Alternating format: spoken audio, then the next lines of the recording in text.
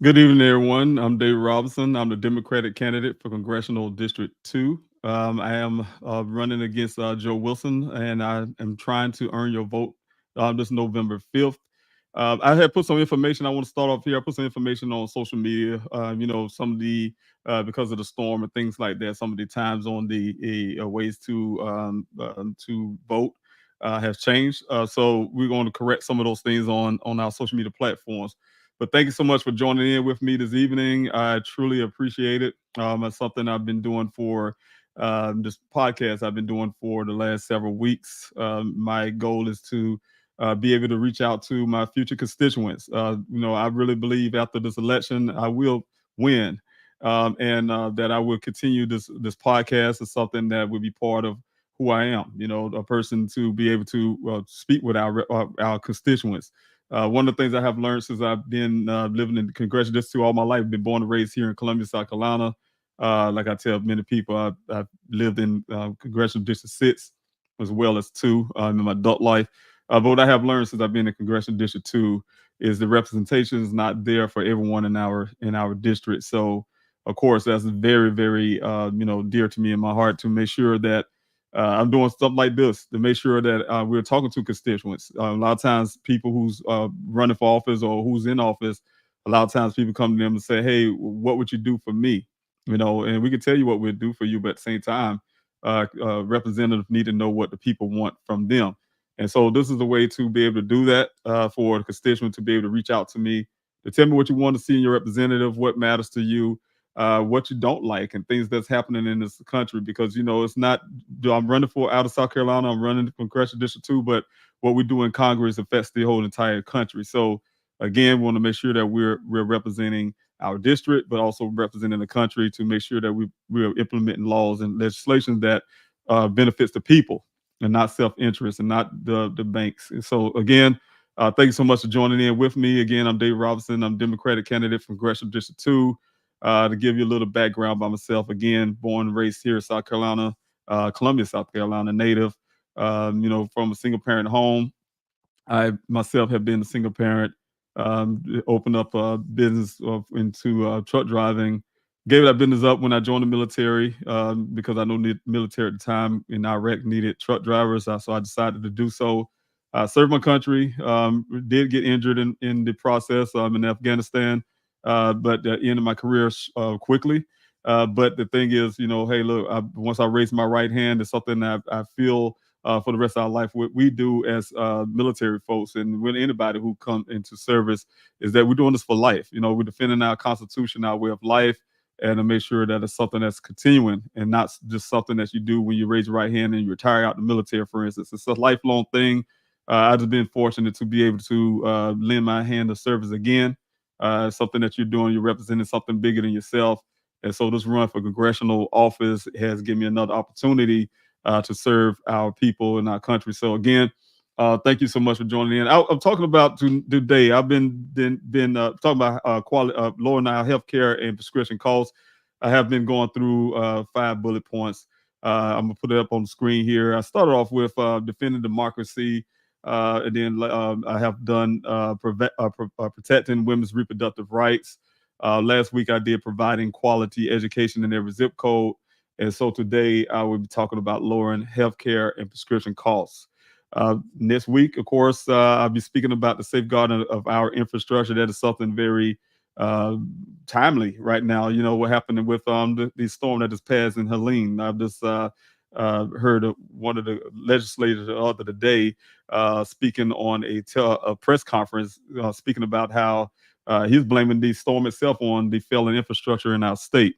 And I've been pushing, and I'm still going to push that we should have the technologies available and safeguard our infrastructure. And those things are simple things that could have been done a long time ago, like burying these power lines. Every time I look at power lines, I think about back in the days where I see on television, back in the days when they had the telegraph, when they were tapping on the thing and sending messages to each other from one town to another.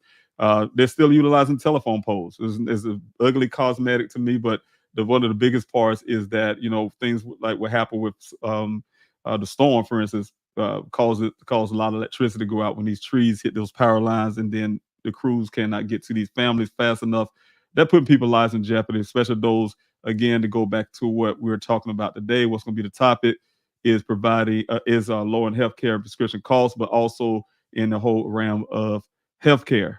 Because if somebody don't have electricity, they need these monitors, whether for CPAP machines to heart monitors, you name it. They need their electricity. So want to make sure that our infrastructure is being safe. So again, going to lowering healthcare and prescription costs.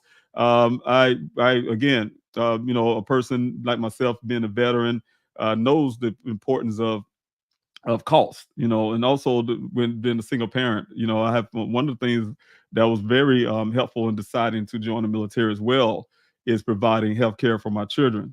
I've been a single parent at one point, and just the thoughts of sometimes where you're going to provide health care for your child, with the money, being able to send them to the doctor or trying to do things at home versus paying a bill, for instance. And it's for a family, it's hard when you're taking care of your children and you have to worry about the cost of healthcare, and it's expensive. And these companies, they're making bank and making a whole lot of money off people's health and things like that. So again, I want to talk about a lot of that tonight. And I want to really, really hope that many of you come into the chat section and you have questions and things like that, to be able to ask some of these questions to put in the chat.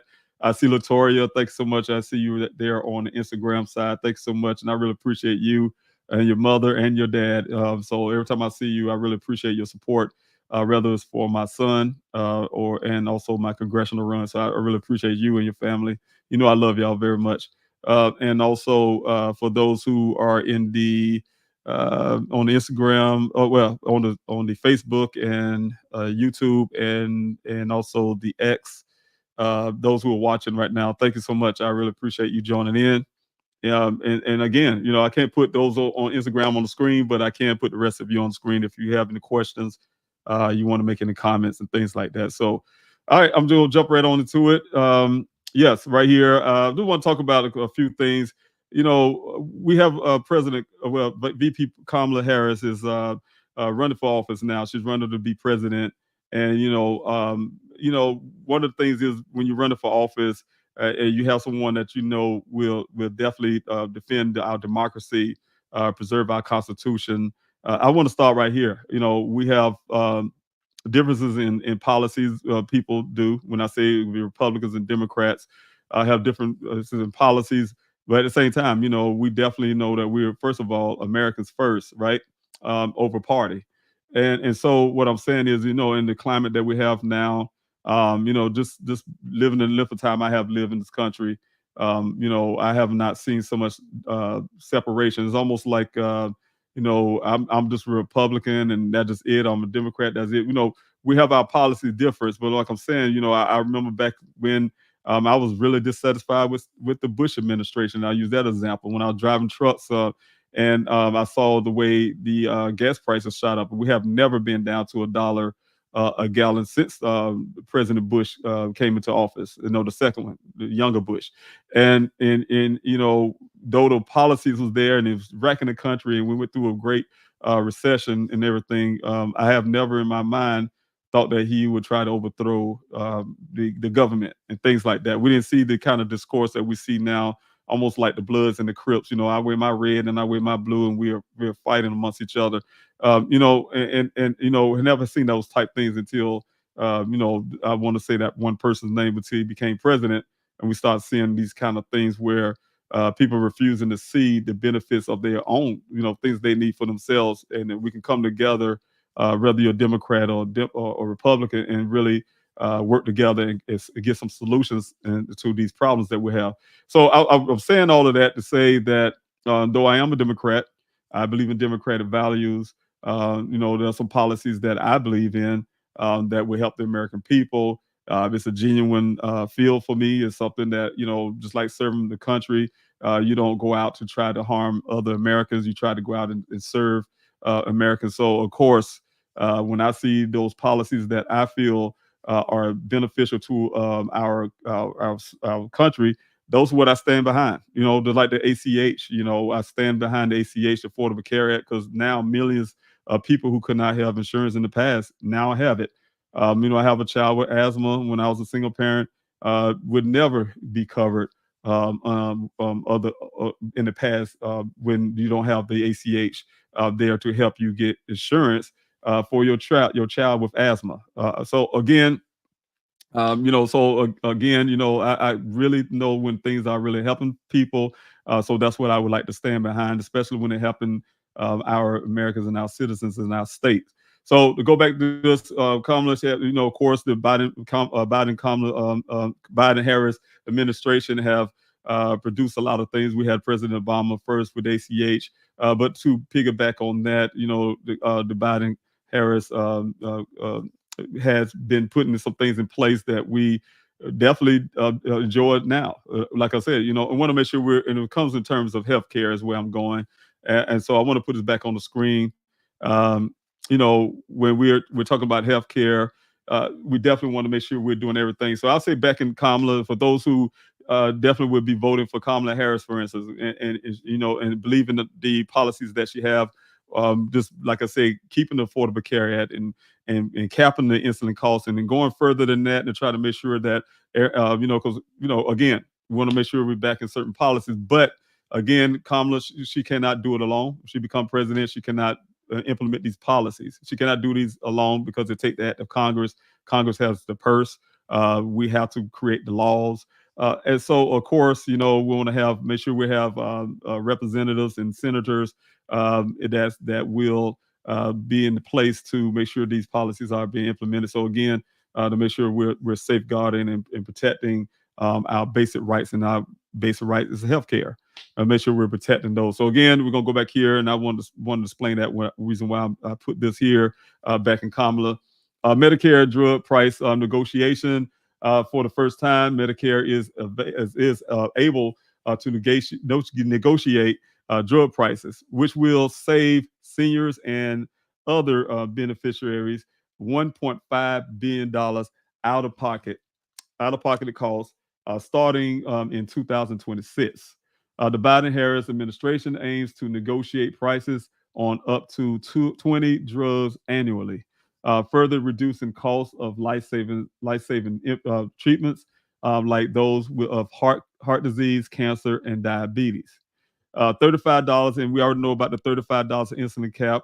The Inflation Reduction Act, which Harris helped pass, has capped insulin costs at $35 per month for Medicare beneficiaries, providing critical relief to millions of Americans. And when I hear she says also that she's not stopping there, she's definitely going to make sure that we're going to bring other drugs into that process as well.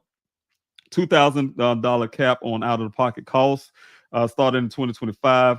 The out-of-pocket costs for prescription drugs under Medicare would be capped at $2,000 annually. That is a big deal for those who really, really need to get savings, who really, really dependent on medicine, benefiting nearly 19 million Americans, saving them an average of $400 a month. That is a big deal. That's a big deal because with the inflation and things like that, that we're really going to be working on hard when I get in Congress, working on hard to make sure that we're getting those things that keep it in control and get it under control. I tell you what, that's a big deal for families who are taking care. Like I said, it was for me being a single parent, like my mother and many of you. And these families who are relying on medications. Some of our senior citizens. We have the baby booming age. We have those who are utilizing medication. We want to make sure we're saving them money as well. So again, this to me is a great big deal. Also, preventing drugs price increases. The Biden-Harris administration Inflation Reduction Act also requires drug manufacturers to pay rebates if they raise drugs prices faster than inflation, putting pressure on companies to keep prices down. Expanding access to affordable therapies. Efforts include expanding access to new cell and gene therapies for serious conditions like sickle cell disease, and lowering health care costs for vulnerable populations through Medicare and Medicaid programs. These steps will make healthcare more affordable, to and accessible to Americans. Also, the need of the healthcare benefits of not allowing insurance, the need of healthcare benefits of not allowing healthcare companies, now insurance companies, to choose profit over coverage. Now, we already there to know. We already know how the pharmaceuticals and also the healthcare insurance companies making bank record money. Say from COVID to you name it. But people are getting sicker and they are getting richer. So we want to make sure that we're doing everything we can to make sure that everybody can afford healthcare. Ensuring access to coverage for all. People with pre-existing conditions like such as diabetes, cancer, or asthma can no longer be denied health insurance, ensuring they receive the care they need without fear of losing coverage. Prevents discriminations. It eliminates discrimination based on health history, creating a more equitable system where everyone has the same opportunity to get insurance regardless of their past health issues. Reduce financial burdens. Again, this is very helpful to a single parent as well. Guaranteed coverage protect individuals from catastrophic health care costs associated with managing chronic conditions. These also reduces likelihood of medical bankruptcies. Promotes early detection and prevention care with guaranteed coverage. People are more likely to seek preventive care and early treatment, which can lead to better health outcomes and reduce the overall health care costs in the long run. And what I want to put in real quick with that. Um, I've been getting things in the letter in the mail and things like when you go pre-screen for cancers and things like that. And I saw it on one of the NFL. Finally was able to watch a game that I really wanted to watch, and they had on the NFLs about getting early treatment and early detection for cancer, for instance, right? And a lot of people would hesitate on going to doctors and things like that to get themselves pre-screened to make sure you're okay, especially when you have those type things in your medical history, your family. Back in the past, insurance companies can deny you of that because it's in your family, or raise your rates because of things like that. So, um, and what I'm saying is, that saves lives when people have the freeness to feel, hey, look, I'm gonna check out my body, make sure that everything's okay, I'm in good health and top shape, and I can keep going for S amount of years. Just have that peace of mind as well. So again, knowing is saves a whole lot of lives, and this benefit it definitely helps with that. Promote early detection. Support mental health and emotional well-being. Now, knowing that they won't be denied coverage based on their health status, uh, their health status provides individual with peace of mind and reduce the stress associated with managing chronic or serious health conditions. These protections, which were solidified under the Affordable Care Act, and has been crucial in saving lives. So again, I really, really want us to keep that in mind. And this is how the Affordable Care Act it can also help with veterans. Being a veteran myself, I have seen a lot of veterans with issues that happen when we go come back from war, serving our country. Some veterans are exposed to things like Agent Orange and other things, elements that we had to deal with when we went out deployed. Like when I was deployed, I was exposed to fire pits, fire pits, for instance, and a lot of illness and things that comes from that later on in the years. Also, we want to make sure that veterans are receiving the care that we deserve as well, and protecting that for those who are serving the country, those who put their life on in the front line, so all of us can sleep at night. So again, the ACH Act for the veterans, the key ways the Affordable Care Act helps veterans. It improves access to health insurance. The ACA provides veterans who are not eligible for VA healthcare access to affordable health insurance through the health insurance marketplace. This ensures that more veterans have coverage options regardless of their VA eligibility. Okay, expands Medicare. The ACA is expanded. I want to back up a little bit, but I think every veteran should receive these benefits equally. But we'll talk about that some other time. Expand Medicare. The ACA expanded Medicare eligibility for low-income veterans in states that accepted the expansion, that accept. And I want to make sure we're marking this part, and you guys hear this part. Expand Medicaid. This for veterans. Expand Medicaid. The ACA expanded. This is what ACA have done: expanded Medicaid eligibility for low-income veterans. Now, I want you guys to keep that in mind. Eligibility eligibility for low-income veterans in states that accept the expansion. Remember this: it's got to be in states that accepted the expansions, helping veterans access necessary health care services. Guaranteed coverage for pre-existing conditions. Veterans who may have service-related or other health issues are protected from being denied coverage due to pre-existing condition, ensuring they receive the care they need, allowing coverage for families. The ACA allows veterans to keep their children on their health care insurance until they are 25, ensuring their families have access to health coverage even if the child do not have their own insurance. No lifetime limits of care. Veterans and their families are no longer subject to lifetime or annual limits on healthcare coverage, providing them with greater financial security in managing long-term health issues. These provisions help fill gaps in coverage and ensure that veterans and their families have access to the health care they need. And I say that I'll say that for a reason, because I wanted to point out some things that I would be going forward with later, so you guys can follow along with that. We're going to talk about Joe Wilson, and I'm throwing that in because, see, Joe Wilson is the person that I'll be running up against. He's a 23-year incumbent, been in this seat for 23 years.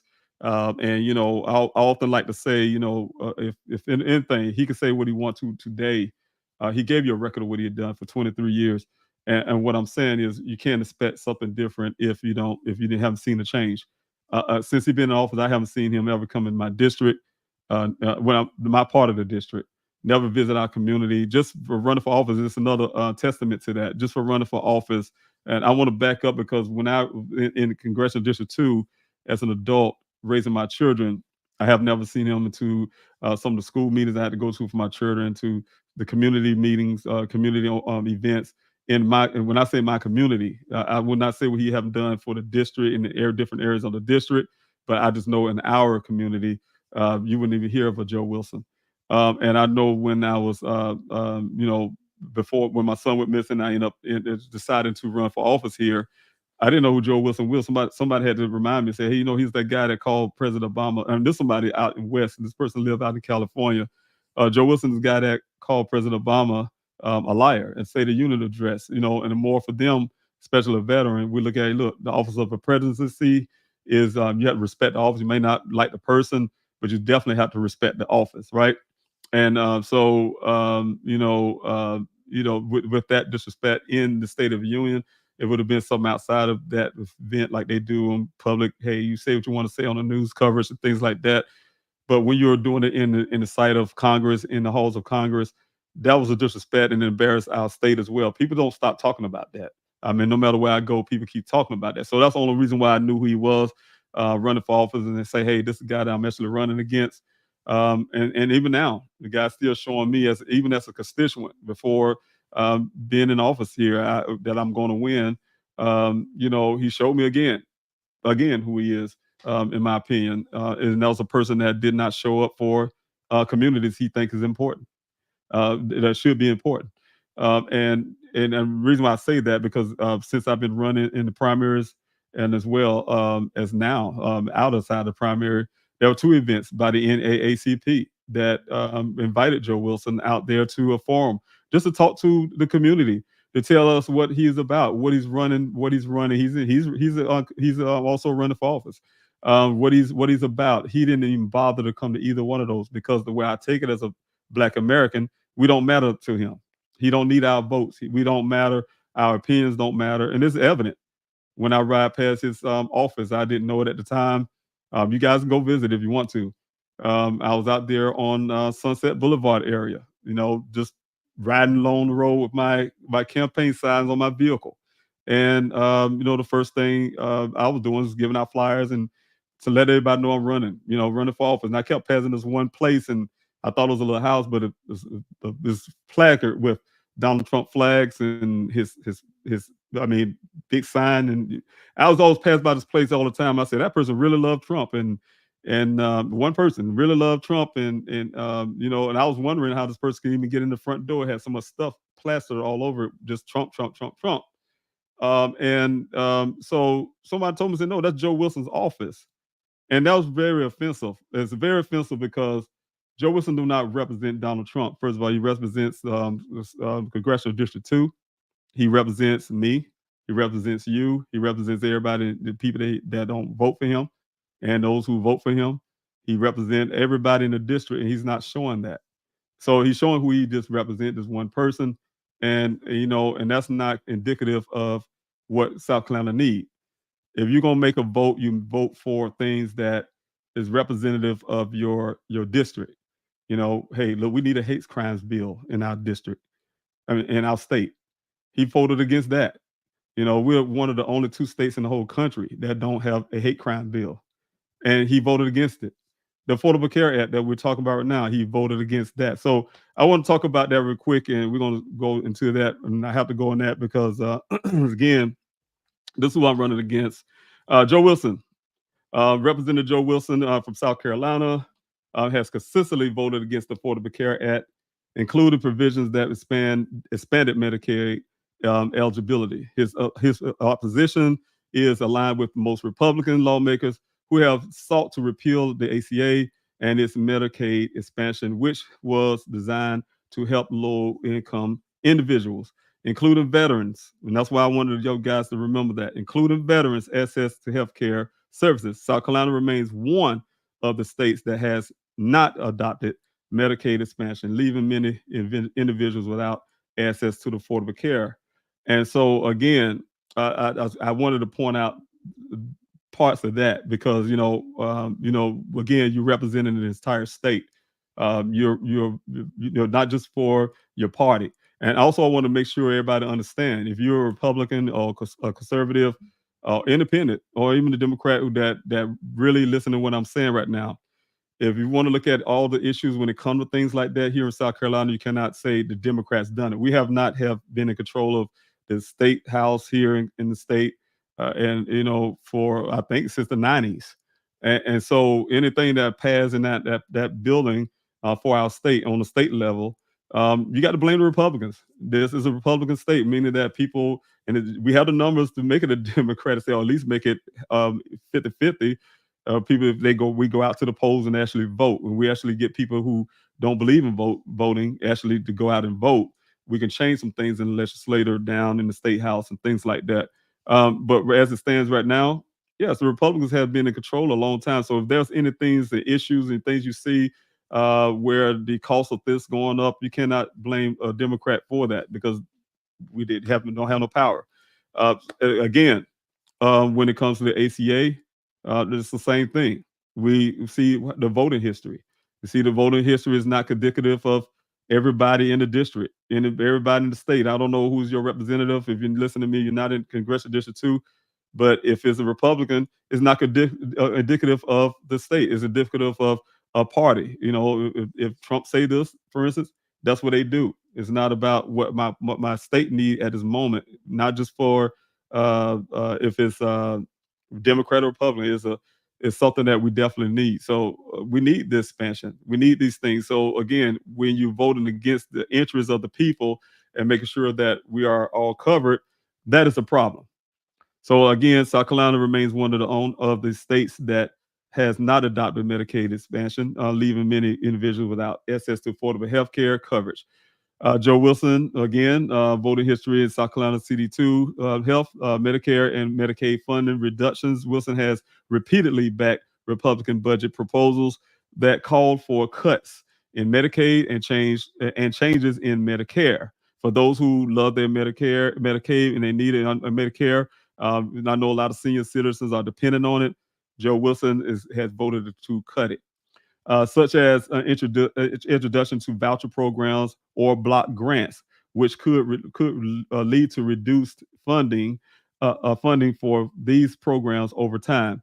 These cuts would disproportionately affect low-income families, children, the elderly, and people with disabilities who rely on Medicaid. And I can tell you, the people that is speaking of is people that come from communities like I grew up in South Carolina in Congressional District 2. So we see that again, if he when he don't show up to the NAACP meetings and hear what that part of the district needs, this is why he vote the way he does, because he do not show that kind of care of those. It depends on where you live. Whatever your zip code is what your representation will be. Again, Medicare Prescription Drugs Improvement and Modernization Act 2023. While Wilson supported this act, which created Medicare Part D, a prescription drug benefit for seniors, he later shifted to oppose healthcare related expenditures when they involve significant federal outlays. His stance on public funds for healthcare generally emphasizes limiting government spending on reducing public health care programs. In summary, Wilson's voting record consistently opposes federal health care programs like the ACA and Medicare expansion. He believes limiting government involvement in healthcare and promoting private private market solutions. And again, for me, private market solution, we always know what happens when the private market get into ownership of our healthcare. We already seeing the attack of the same when it comes to VA benefits, VA healthcare, trying to privatize the healthcare system of VA. And I'm definitely a representative that would stand up against privatizing veterans for money, for hire. We're not veterans, not for hire. We did not serve the country to make profit for companies like what they're voting for here. So again, I will stand in that gap to make sure that don't happen. His position has significantly implications for the healthcare access of low-income individuals, veterans, and those with pre-existing conditions. So I just wanted to make sure I point out those facts or some of those things. So we need to go back and you can look at some of the further even details of the voting history. But again, healthcare is very important and for everybody's healthcare. It's important for our state. When we have a healthy economy, the healthy America, we have a healthy economy. We're keeping more people who could want to be able to work and do things for to move the country forward, and also to promote our economy. We need healthy Americans. So to be able to have those access to be able to get yourself checked out early detection and things like that. And early detection saves lives. And also early detection means that you be less likely to be on medications for a long length of time again. So everything works together, but we definitely have to fight for those things and make sure we're fighting for our lowering of our healthcare costs and lowering our prescription costs. Because one thing for sure, it's a right for us to have health care in this country. I wish I could see anybody have any comments or suggestions, and then after that, I will be jumping off. I don't see it. Thank you again, Latoria, and I think I see Kiara. Thanks so much for being here on the Instagram side, and for those who again come along on the other sides as well. So thank you again.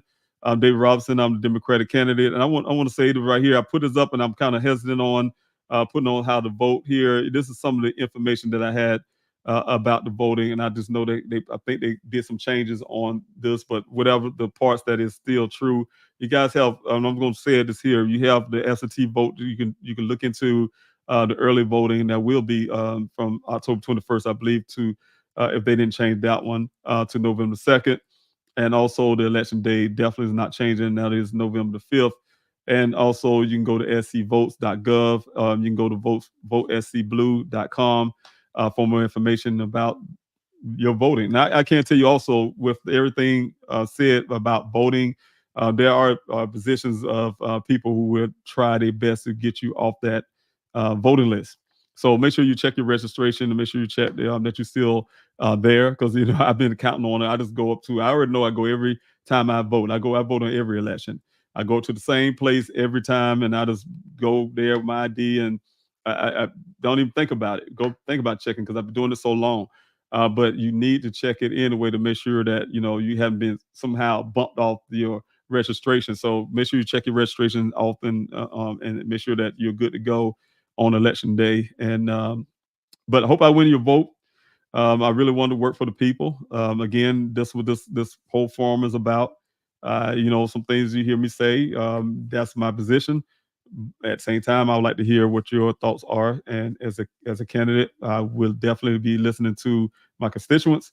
And so again, I would like to know what the constituents will be saying. So again, this will be every Friday, 8:30 p.m. And I hope to keep this going past the election after I win. And so that way we can talk. And again, of course, the offices and things like that, but definitely one-on-one with constituents, I think, is a lot better. So again, thank you for listening in. David Robinson, I'm the Democratic candidate for Congressional District 2. I hope you all have a wonderful weekend with your family, if you can, your friends, and see you on next Thursday. So thank you again. You all have a blessed night. My name is David Robinson. I'm a proud son of Columbia, South Carolina. I was raised on the Southern values of faith, family, and treating others as you would like to be treated. I believe in the power of a handshake and the strength of one's word. As a single parent, I faced the challenges of making ends meet firsthand. When I heard the call to serve, I knew I had to act. I served my country where I learned that we are all in this together, regardless of race, color, or politics, whether it was in Afghanistan or Arizona. I saw the power of cooperation. Now, I'm ready to bring that same spirit to Washington. Our nation's future depends on our ability to work together and focus on the bread and butter issues that matter most to everyday Americans, not sowing seeds of division. This November, when you cast your ballots, remember, it's about more than just politics. It's about sending someone who would truly represent all South Carolinians. I am David Robinson, and I approve this message.